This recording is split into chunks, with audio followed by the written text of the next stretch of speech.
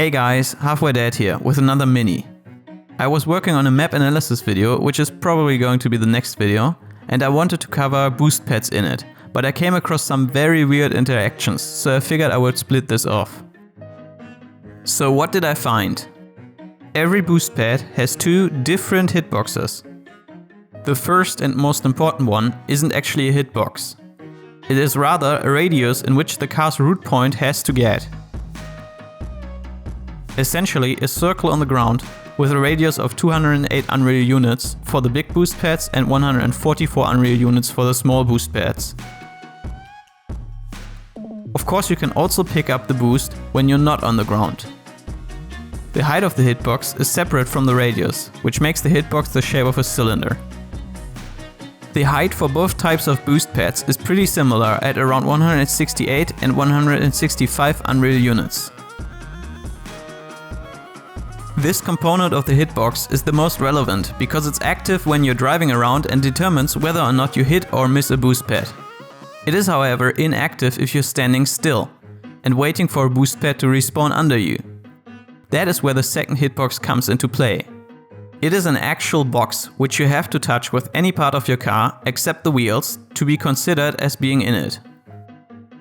It extends in the horizontal directions by 160 Unreal units for the big boost pads and by 96 Unreal units for the small ones. The vertical component was pretty hard to measure, so I only know it's somewhere around 130 Unreal units.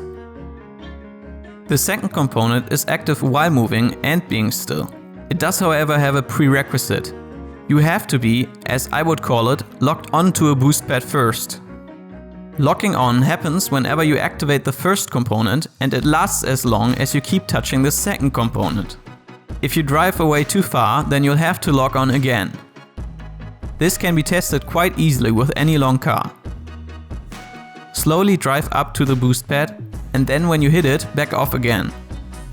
You will find that you can keep collecting boost from way further away than you were when you locked onto it.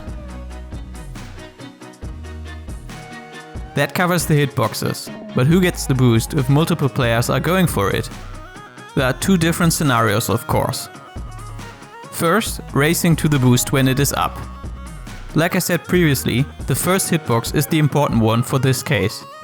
Therefore, whoever hits the first hitbox with their car's root joint first will get the boost. Longer cars do not have an advantage.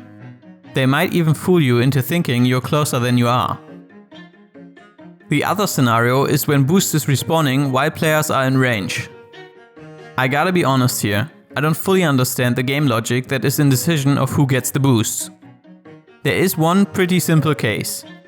One player drives onto the middle of the boost pad and the second player drives next to him afterwards. In this case, the second player gets the boost. But if the first player is positioned a little to the side, it doesn't always seem possible to steal it. Basically, it seems like the person the furthest away from the boost pad gets it.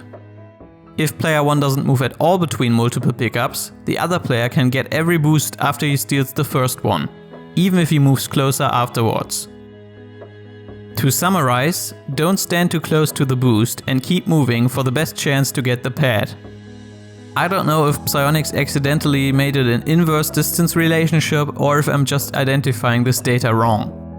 I'll upload some raw footage from my testing so you can check for yourself if you can find any patterns. Alright, that's it for this video. You can follow me on Twitter @halfway.rl and I'll see you when I get around to making the next video.